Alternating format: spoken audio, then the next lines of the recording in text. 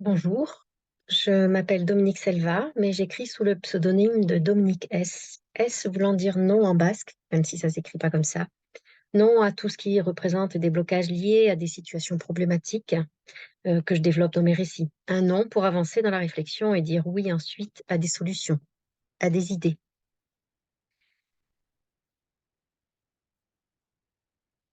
J'ai envie de partager avec vous mes opinions sur la transmission des histoires, la littérature de jeunesse et son rôle. Je vais tenter donc une approche pédagogique et une plus personnelle de cette question très large finalement à traiter. En tant qu'ancienne professeure des écoles, comme on dit en France, je me suis alors replongée dans mes cours et je vais dans un premier temps vous présenter la vision de M. Antoine Prost, historien et universitaire français, sur l'intérêt de la transmission de l'histoire avec un grand H et le rôle de l'auteur. Puis je ferai référence à M. Philippe Mérieux, chercheur, écrivain et spécialiste de la pédagogie, au sujet de l'importance de la littérature de jeunesse.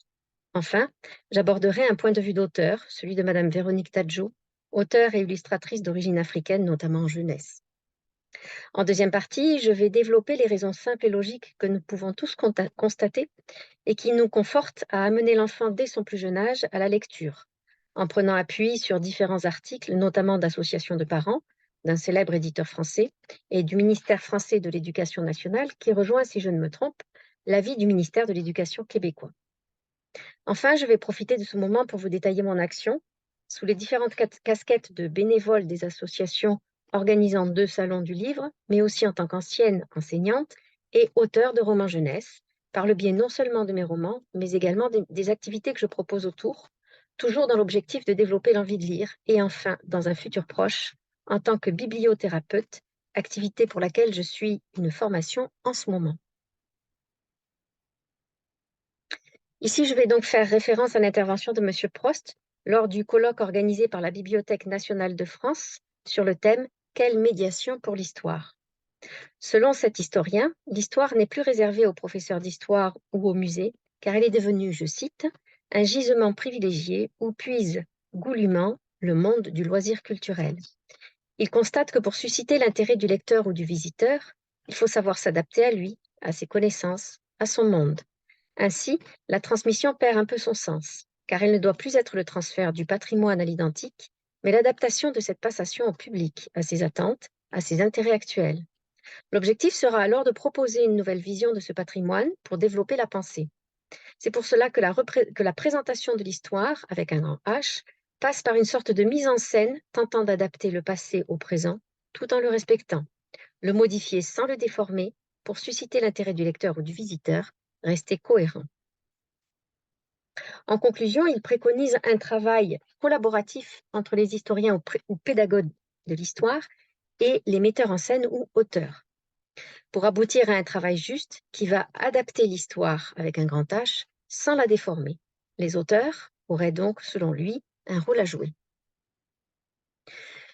Monsieur Philippe Mérieux, professeur en sciences de l'éducation à Lyon, a mené de nombreuses recherches sur la différenciation pédagogique et les sciences de l'éducation. Je m'appuie ici sur son texte présenté l'année du 30e anniversaire de la Convention internationale des droits de l'enfant et intitulé La littérature de jeunesse, un enjeu éducatif et culturel. Philippe Mérieux nous propose un premier regard sur le développement de l'enfant et le processus d'individuation, c'est-à-dire d'autonomisation par lequel l'enfant va progressivement maîtriser ses choix. Selon ce pédagogue, le bébé dès sa naissance apprend la frustration. Ainsi, il doit signaler sa faim et attendre que l'on lui donne le biberon. Cette frustration va lui apprendre à renoncer à la réponse immédiate, à côtoyer la résistance des autres. Il va ainsi comprendre que c'est en rentrant en relation avec l'autre, mais pas en le dominant, qu'il pourra accéder au plaisir, en apprenant également la patience liée à l'attente de cette réponse, de cet échange. Mais c'est toujours grâce à la médiation de l'adulte et de la culture quand le livre sert de point d'appui pour résister aux sollicitations du quotidien. L'enfant va alors progressivement passer de mon parent s'occupe de moi et de mes besoins à avec mon parent, on va s'occuper ensemble d'autre chose, d'un livre par exemple. Dans ce cas-là, le livre servira à apprendre la résistance. De plus, pour l'enfant, la littérature de jeunesse permet non seulement de découvrir le monde, mais aussi la place qu'on y tient, une petite place, pas centrale, mais équilibrée et sereine, la place qu'on peut se donner, par comparaison avec celle des personnages de romans. Ensuite, le livre permettra, par le biais des récits, de découvrir les autres, voire même de s'identifier à d'autres, et de comprendre par le regard de l'autre que l'on peut voir autrement, de ressentir les souffrances de l'autre, en somme, d'apprendre l'empathie. Enfin, le récit du personnage peut ne pas nous correspondre, nous irriter, résister à nos conceptions. Dans ce cas-là, l'enfant se sent disparaître, car le livre lui impose de respecter ce qui est dit. Il va alors développer son imaginaire pour aller plus loin que ce qui est écrit. En bref, il va se construire. Ainsi donc, le processus d'individuation de l'enfant peut se mettre en place par le biais de la littérature de jeunesse qui va lui permettre d'apprendre la résistance en transférant son propre besoin sur un autre objet, de découvrir sa place dans le monde si large et varié, multiculturel et coloré, de découvrir les autres et s'identifier à certains qui peuvent nous rappeler nos propres besoins ou au contraire s'y opposer, apprendre l'empathie en découvrant les émotions et besoins des autres et en amenant à élargir et à relativiser, développer son imaginaire pour aller plus loin lorsque le livre nous donne envie d'aller chercher d'autres réponses ou de les compléter.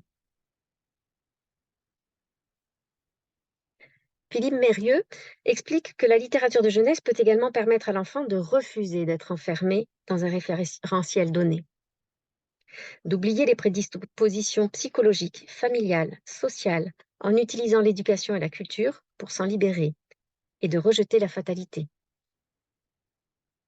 Pour lui, la lecture d'œuvres de jeunesse, le récit de héros contemporains, ainsi que leurs problèmes et leurs solutions, permet aux jeunes lecteurs de s'identifier à ces personnages, de constater qu'il peut exister d'autres histoires et comportements que les siens.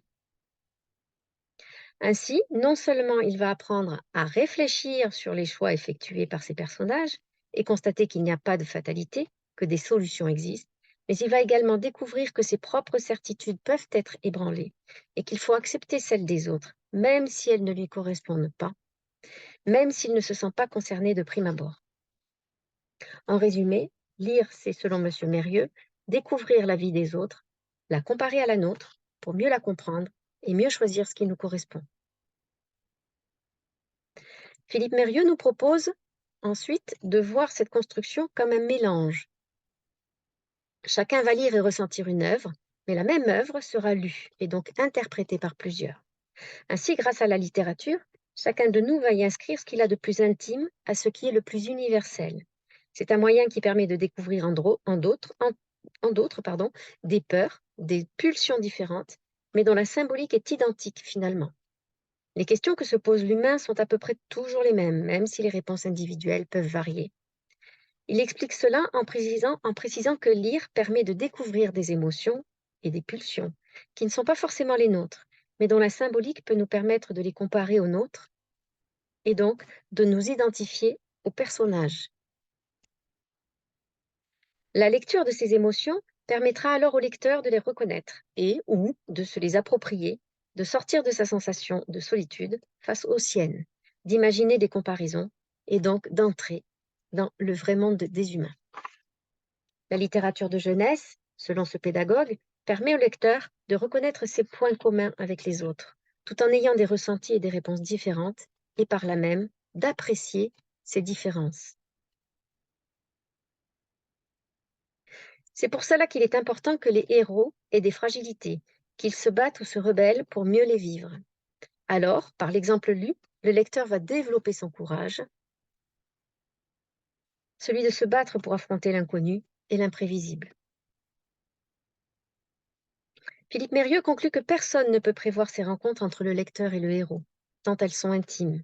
Le lecteur s'identifiera ou non au personnage d'un livre. Et même si l'adulte connaît son lecteur, il peut proposer un choix de livre qui plaira ou déplaira à son interlocuteur. Il en est de même pour l'auteur qui créera un récit et des personnages qui séduiront ou heurteront.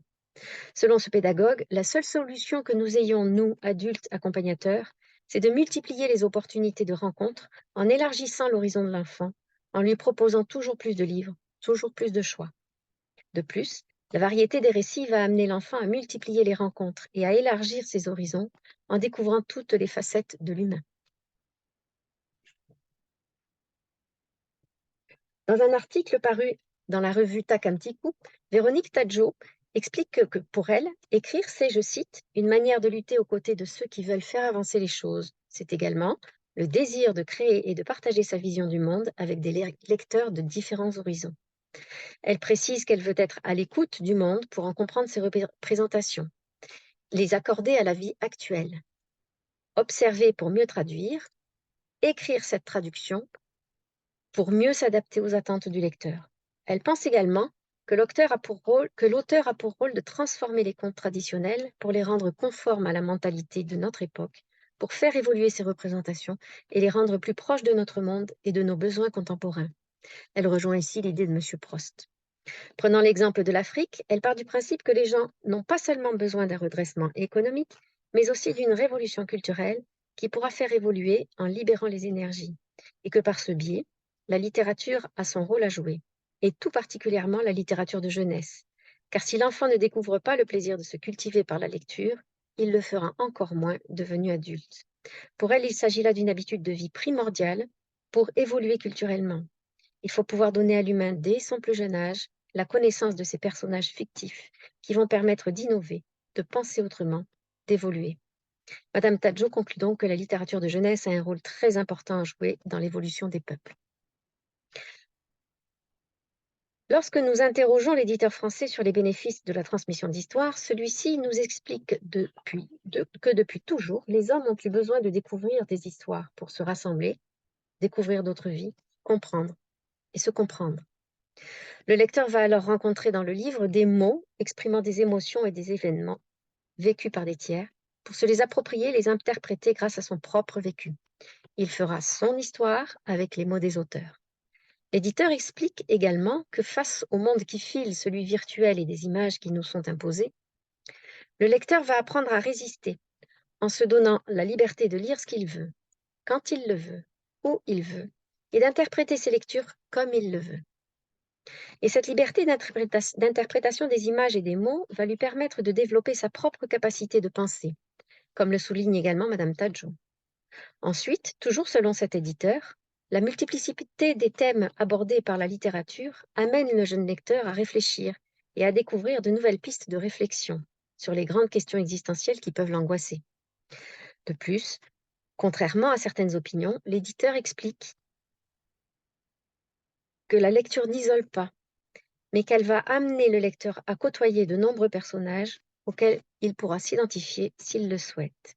En conclusion, cette entreprise précise, je cite, que la littérature n'est pas utilitaire, mais utile à notre bien-être et que ce besoin vital d'histoire se construit dès la naissance. À nous donc, auteurs, illustrateurs, illustratrices, parents, grands-parents, bibliothécaires et tous ceux qui sont en relation avec ce très jeune public, de construire ce besoin. Selon ce rapport d'enquête britannique, dont je vous laisserai lire les conclusions, nous pouvons également constater que la transmission d'histoire par le biais de la lecture peut également favoriser non seulement le bonheur, mais également la réussite.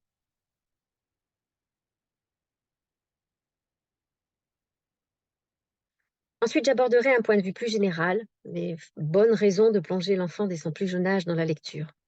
Bien sûr, et heureusement, de nombreux éléments seront réitérés, ce qui prouve le bien fondé des propos des différents interlocuteurs.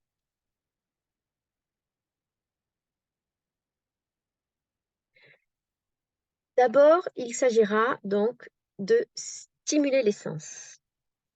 Dès le plus jeune âge, le livre peut être présenté au bébé. Il va d'abord le regarder, le toucher, le porter à la bouche, puis il va l'écouter, voir le lien entre le mot et l'image, découvrir des sons, repérer des émotions.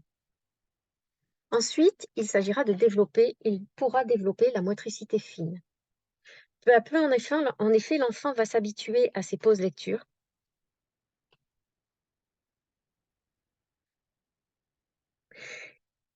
Il va apprendre à tourner les pages du livre, à montrer du doigt un objet, un animal sur la page, à activer le son pour les livres sonores. Puis il va s'habituer à ces pauses lecture, à ces retours au calme que le livre propose. Dans son rituel, il va associer l'ouvrage à un temps de repos et se concentrer sur l'histoire qui lui est lue, se souvenir. En effet, c'est à cet âge où l'enfant ne lit pas encore tout seul qu'il va prendre des habitudes adopter des comportements qui l'amèneront ou pas à aimer la lecture. Celle-ci va aussi développer sa curiosité. En effet, la découverte de nouvelles histoires, de nouveaux personnages grâce à la diversité de la littérature de jeunesse va développer en lui cette curiosité. Qu'y a-t-il derrière cette nouvelle couverture? Il va apprendre à se questionner. Cette découverte va également développer son empathie, son ouverture à la réalité multiculturelle et sa tolérance, en remarquant que certains récits aborderont des expériences communes, mais traitées différemment selon les particularités de chaque groupe. Même un album en langue étrangère va lui permettre de s'ouvrir vers cette différence avant d'aider à l'apprentissage de cette nouvelle langue. Le bébé puis l'enfant en bas âge va rechercher cette complicité autour de la lecture, cette lecture commune, ce moment où tous les deux sont en quête d'une même envie, lire. C'est un moment privilégié pendant lequel l'enfant a son parent tout pour lui. L'enfant grandissant va alors continuer à rechercher cette interaction avec l'enseignant ou toute autre personne lors de la lecture à voix haute, par l'adulte par exemple. Plus grand encore, il va pouvoir discuter d'œuvres lues, ce qui lui permettra de développer sa pensée critique. Ainsi, la littérature de jeunesse est une forme de communication à double sens entre la société des enfants et celle des adultes. L'écoute d'histoire est souvent celle d'une même histoire que l'enfant voudra réécouter plusieurs fois, va lui permettre de mémoriser et donc de développer son vocabulaire, de se familiariser avec notre langage et ses expressions, de comprendre la structure du récit et par là même de faciliter l'apprentissage de la lecture. C'est un cercle vertueux. Plus l'enfant lit, plus il développe ses compétences de lecteur, plus il aime lire. De plus, l'enfant se familiarisera alors avec cette forme de transmission du savoir et de la culture. La littérature est un immense réservoir de connaissances qui lui sera proposé. La multiplicité des histoires va permettre au jeune lecteur de s'ouvrir au récit, de prolonger avec celui-ci sa propre construction d'histoire et même la construction de son histoire personnelle. L'enfant et l'adolescent réussissent par la lecture à trouver des modèles qui les amèneront à s'opposer ou au contraire à s'identifier et même à les sublimer, leur permettant ainsi de construire leur propre personnalité, de dépasser des difficultés. L'enfant va également s'ouvrir à la lecture détente, au plaisir de s'évader dans un monde proche du sien ou totalement différent. Comme nous l'avons vu précédemment, il s'agit pour l'enfant de découvrir par le biais du récit et de ses personnages des exemples plus ou moins en rapport avec sa propre vie. La lecture lui permettra son identification aux émotions vécues par le héros et il pourra ainsi mettre des mots ou au moins des ressentis sur ses sentiments personnels. Il va se sentir soutenu dans la quête d'une solution à son problème en constatant que d'autres personnes que lui en ont conscience et en parlent. Il peut même être aidé à clarifier le sentiment qu'il éprouve et sur lequel il n'avait pas encore réussi à mettre des mots. Cela va aussi mettre en exergue ses propres inconstances et contradictions et clarifier ses réflexions. Enfin, le livre fait passer des messages qu'il sera ensuite à même de vivre et de transmettre. La littérature de jeunesse peut aussi avoir valeur de thérapie, par exemple grâce au conte, mais pas seulement, et développer l'épanouissement personnel et l'estime de soi, dépasser des situations conflictuelles.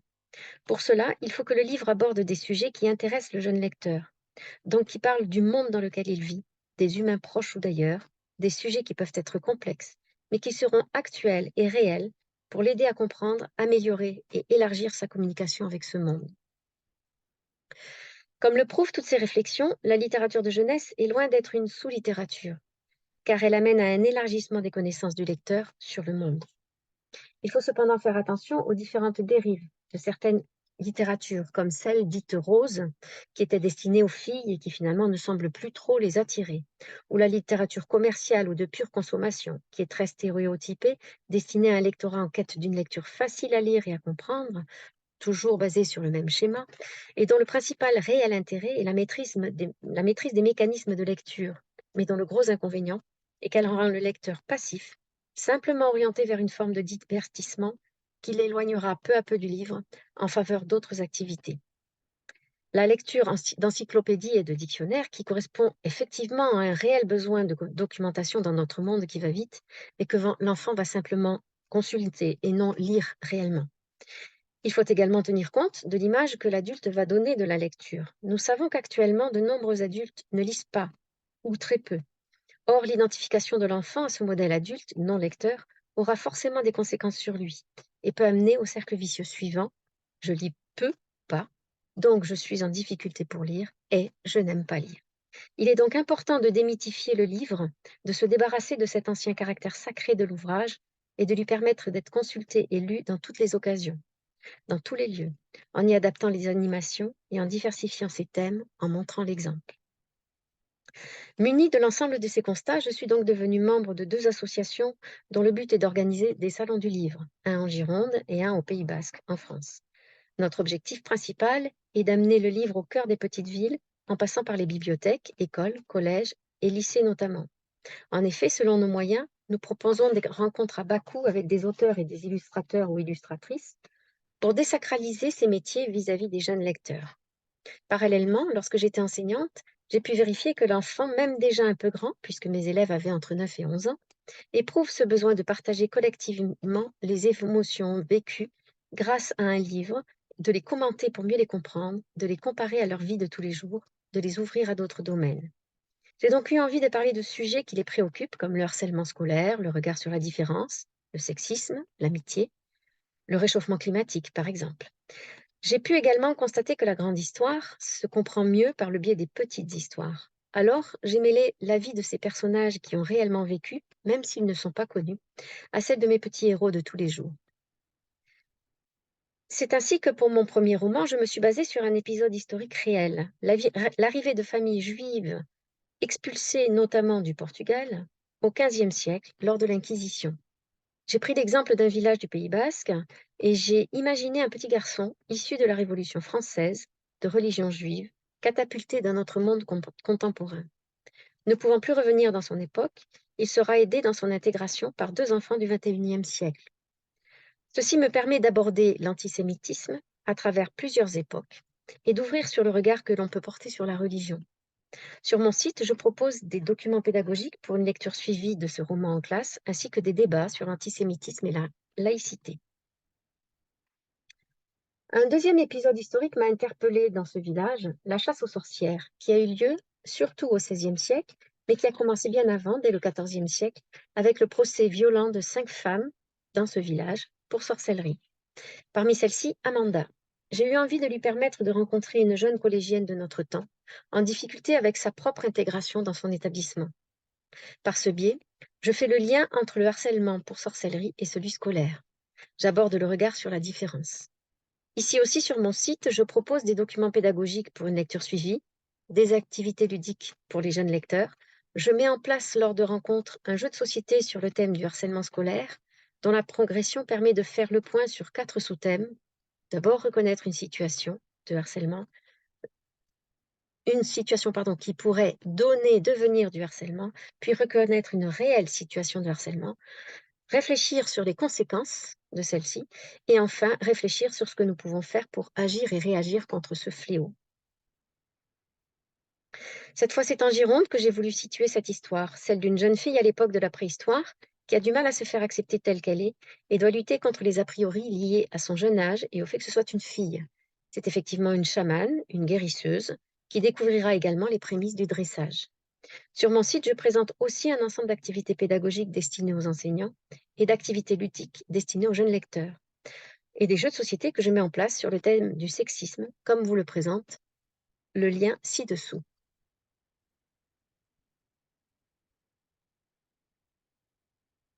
Cette nouvelle aborde par le biais de notre fameux Père Noël le réchauffement climatique. Que sera notre monde dans 100 ans? Il souligne également par des exemples de cadeaux du futur le risque de dériver vers des jeux et activités individuelles, oubliant peut-être un peu trop ce besoin de complicité avec nos semblables.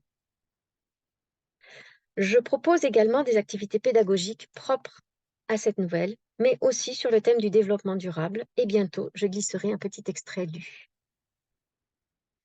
Ici, j'aborde l'amitié entre un enfant et un chat, leurs différents secrets, celui notamment du félin qui sait parler l'humain, mais qui ne veut pas que ça se sache pour ne pas devenir rat de laboratoire. Toujours sur mon site, vous trouverez des activités pédagogiques en lien direct avec la lecture du livre, des débats sur le thème de l'amitié et de la confiance, et très prochainement un extrait lu. Je propose également un jeu de société amenant à réfléchir sur l'amitié, que j'organise sur site.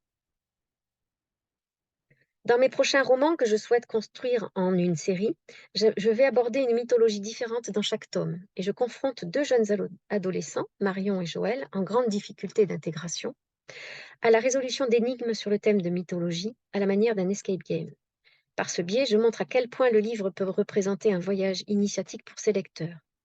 Le tome 1 est basé sur quelques personnages de la mythologie grecque, le tome 2 sur la mythologie basque, et le tome 3 abordera probablement celle scandinave. Comme explicité précédemment, j'approfondis ces différents thèmes abordés dans mes romans en proposant des activités autour, c'est-à-dire des rencontres-débats, mais également des jeux de société que j'ai conçus et fabriqués et que j'anime sur site, que vous trouverez pour certains en détail sur mon site. Je propose également des ateliers d'écriture sur une ou plusieurs séances, sur différents thèmes comme le récit, la poésie ou encore l'écrit journalistique. Je suis également une formation en bibliothérapie jeunesse pour développer l'ouverture de la lecture à cet espace bien-être dont l'enfant peut prendre conscience. Voici donc venue la fin de mon intervention.